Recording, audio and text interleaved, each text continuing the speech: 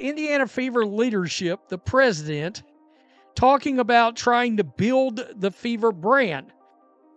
Like, this is embarrassing. That shit should have never came out of her mouth in public. They want to use Caitlin Clark fan base to uplift their franchise as a whole. They don't mess up this Caitlin Clark situation. They will become the most valuable team in this country. The Indiana Fever made a decision that, with hindsight, was nothing short of catastrophic. They thought they could sideline Caitlin Clark, silencing her star power and overshadowing her leadership.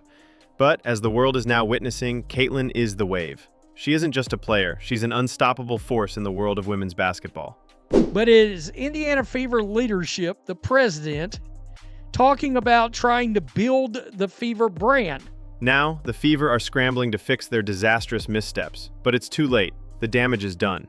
But what sparked this mess? How did the Fever go from having one of the brightest young stars in the game to becoming the subject of widespread backlash? The answer lies in a single, fatal misstep. It's like the only organization that doesn't want to build around Caitlin Clark is the organization she's currently at. Opportunity. You have one opportunity. And her first initial is C and her second initial is C. You could replace Caitlin Clark with the second biggest star in the WNBA, which is Angel Reese. It all started with one fateful quote from Kelly Koskiv, president of the Indiana Fever. In an interview, she likened the Fever to Apple, saying she wanted to build a powerhouse, a brand with the same enduring legacy as the tech giant. At first glance, it sounded ambitious. But here's the problem. What she didn't say was that she wasn't interested in building a winning team. She was interested in controlling the narrative. She wanted to market Caitlin Clark's stardom without actually letting her take the reins. No, you don't. You don't have any opportunity. You have one opportunity. And her first initial is C and her second initial is C. Enduring brand, like Apple or something. I mean, we have a real opportunity here. The Fever didn't want her to play. They wanted to mold her into something she wasn't, a mere pawn in their marketing scheme. They wanted to sell the Caitlin Clark effect without letting her have the control she rightfully deserved. The value is as high as it is ever, and it's nothing to do with what you've done, Kelly. You literally you took over and the team got worse. They got worse. This was never about winning for the Fever. It was about controlling the spotlight. And in doing so, they've alienated not just their star player, but their fan base too. And that's when the cracks started to show. Because while the Fever were busy trying to sell a brand, they overlooked the one thing that mattered more than anything else: the basketball genius of Caitlin Clark. What happened next would change everything. You cannot push aside your greatest assets, sideline them. You cannot, you can't take the spotlight off of them. Once the Fever decided to control Caitlin Clark's narrative, the real issues started to emerge on the court. Clark, who led the nation in assists at Iowa, had always been known for her leadership and basketball IQ. She was the playmaker, the one who orchestrated the offense and got everyone involved. But that all changed when the Fever started stripping her of that role. You could replace Caitlin Clark with the second biggest star in the WNBA, which is Angel Reese, and your viewership would tank by 70%. Rather than running the offense, Clark found herself sidelined, forced to play off-ball while her teammates took over. The pick-and-roll play with Aaliyah Boston, which had been working wonders, was abandoned without explanation. This wasn't just poor strategy, it was a clear message that the Fever were trying to diminish Clark's impact on the court. But the situation got worse. When Clark tried to show some leadership, the Fever's response was even more telling. The fandom is in pure crash-out mode. Somebody exposed something out there. During a huddle, Caitlin fired up her team, showing emotion, passion, and the kind of leadership every coach dreams of. And what did the Fever do? They sent in a sports psychologist, not a coach, to calm her down as if her passion was the problem. It was the ultimate slap in the face. The Fever were trying to control the narrative, but in doing so, they suffocated the very thing that made Caitlin Clark special. This team could blow a massive opportunity. I said yesterday, I think Indiana is the best place for because it's a Midwest team. But this wasn't just a coaching change. It was an outright betrayal. The Fever tried to take the ball out of Caitlin's hands, literally. What they didn't realize was that this decision would have explosive consequences, both on the court and off. The fans has pretty much went on a tear, down on a tear with dismantling the team front office, man. They're putting everything on the blame of the front office. Fans, of course, weren't blind to what was happening. The feverish social media backlash started almost immediately. It didn't take long before the fans began to organize, calling out the Fever for their treatment of Clark. But it wasn't just the fans who noticed. Commentators, analysts, and even former players started chiming in, questioning the team's handling of the situation.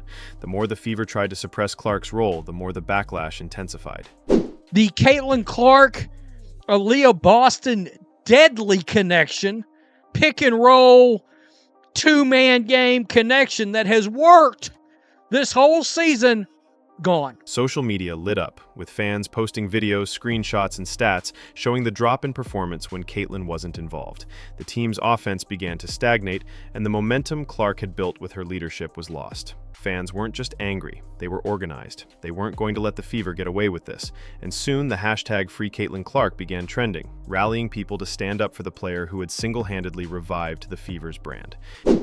Caitlin Clark should always be the instigator of offense on this team. The distributor and instigator of offense, whether it is her scoring or her distributing the ball out in the way that we know she can. As the pressure built, the Fever tried to hide from the storm. But no matter how hard they tried, the truth couldn't be contained. Fans weren't just speaking up, they were armed with evidence that couldn't be ignored. The Fever's attempt to muzzle Caitlin Clark had already backfired, and now the backlash was unstoppable. Every single good thing that has happened to your organization is because of number 22 from Iowa. What the Fever failed to grasp is that Caitlin Clark is more than just a basketball player. She is a cultural icon. Her influence transcends the game. Her fierce determination, her electrifying performances, and her ability to turn every game into an event have made her a symbol for women's sports. Fans don't just tune in to watch Caitlin play. They follow her because she represents something bigger than basketball. I think we need to do a better job of getting me the ball in transition, whether somebody's there or not. I think there's a fine balance of playing me off the ball and also getting the ball in my hands. That's when I'm the best in transition. Everybody knows that. I'm very open about that. Point, you have to consider the possibility that the Indiana Fever are in on the plot to destroy Caitlin Clark. Clark's presence isn't just about what she does on the court. It's about how she connects with people. She's a role model, an inspiration, and a force for change in women's sports. By trying to sideline her, the Fever didn't just misjudge their star. They misjudged the entire cultural movement she represents. You can't put cuffs on them as players. You certainly can't do that. You're going to create animosity, resentment towards the franchise because, I mean, if they'd have tried this with Jordan back in the day, holy hell. They thought they could control her, but instead, they underestimated her influence. And now, the fans who have supported her through thick and thin are taking notice. But here's the kicker.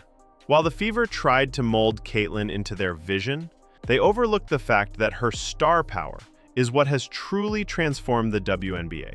I'm telling you right now, they is damn near boycotting to stop watching the Indiana Fever basketball team. But not just quit watching, they're talking about stop buying merch.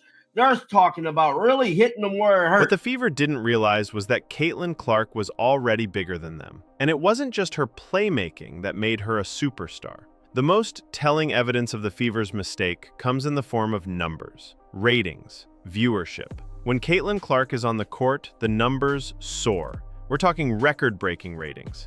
People tune in to watch her because she's a game changer. But when she's not on the floor, the ratings plummet. Fans don't tune in for team basketball. They tune in to watch Caitlin Clark. But this is very much sticking out, bro. The fans has definitely been keeping receipts on everything that has transpired between the front office and Caitlin Clark. One prediction made it crystal clear. Replace Caitlin Clark with Angel Reese, and you lose 70% of your viewership. Try bringing in Paige Beckers, and you still lose 60%. I'm sorry if you're under the belief that you think all these players were so great before they got here. That may be fine, but nobody cared, nobody watched. There is no substitute for Caitlin Clark. She isn't just the Fever's star. She's the reason the team is relevant. Without her, the Fever are nothing more than another team in the league, struggling to find their identity. And the numbers bear this out. Before Caitlin Clark, the Fever were barely cracking six-figure viewership. But now, games featuring her are pulling in millions. Fans are showing up in droves, both in arenas and online, because of her. One thing I can tell you is they're going to have a rude awakening very, very soon. The Fever's marketing strategy may have been flawed, but Caitlin Clark was always the key to their success. And by trying to suppress her, they've risked it all. The numbers are in, and they tell a devastating story. She's tied for the league lead in assists, for crying out loud. She's averaging 18 points a game. I mean, she's in a 3-game shooting downturn. The Fever might have thought they could control the narrative, but they've learned the hard way. You can't force a star player into a mold. The truth, Caitlin Clark is the only reason the Fever even have national relevance. And the proof is all over the stats. Now, there was a record-breaking number of fans who voted this year for All-Star, so that was really cool to see. Now the Fever are caught in a full-blown crisis. Their attempts to control the narrative have blown up in their faces. They can't ignore the fact that the franchise is built on Caitlin Clark's stardom. The backlash is too loud, the fans are too passionate, and the numbers are too damning to ignore. Trade Caitlin Clark. The Fever are in panic mode, desperately trying to figure out how to fix the situation without admitting they made a huge mistake. But it may already be too late. The fans aren't going to forgive the Fever for this. The more they try to fix things, the more they're exposed for not understanding what made Caitlin Clark so special in the first place. The Fever have been playing checkers while Caitlin Clark was playing chess, and now they're staring down the consequences of their actions. And it confirms exactly what we think. The other players in the league can't stand Caitlin Clark. But here's the reality check. It's too late for damage control. No matter how they spin it, the Fever have already crossed a line with Caitlin Clark's fans. For now, they're paying the price. The question is, can they fix this? Or has the damage already been done? Here's the cold, hard truth. If the Fever continue down this path, they will lose everything. If Caitlin Clark walks out the door, the Fever's brand dies with her. They may still have fans in Indiana, but nationally, they will become irrelevant. The sold-out arenas, the national coverage, the social media hype, all of it will vanish overnight. And no, not even the Pacers can save them. You won a Commissioner's Cup. Again, you don't get to the Commissioner's Cup final without Caitlin, but at the same time, you can argue, oh, maybe you won the Commissioner's Cup without Caitlin. Cool. So maybe there are some on-the-court things. Aaliyah Boston's been fantastic. There have been good players as well. The on-the-court product is not 100% Caitlin. Caitlin Clark isn't just the face of the Fever, she is the face of women's basketball in America right now. If the Fever don't recognize that and let her lead, they will be relegated to a footnote in the WNBA's history. They may have a chance to save things, but the window is closing fast. It still is what it is when you look at the ratings. Point blank. Psychologist. I don't know what he is. I think that there's a purpose having him on a team, but you don't send him on. Fans have already spoken. The media is amplifying their voices. The Fever have one last chance to get it right. Will they listen, or will they allow pride to drive them off the cliff? But there's still a chance, just one chance. Will the Fever swallow their pride and give Caitlin Clark the freedom she deserves, or will they continue down the path of self-destruction? The next few weeks will determine whether they recover or fade into history as another what could have been.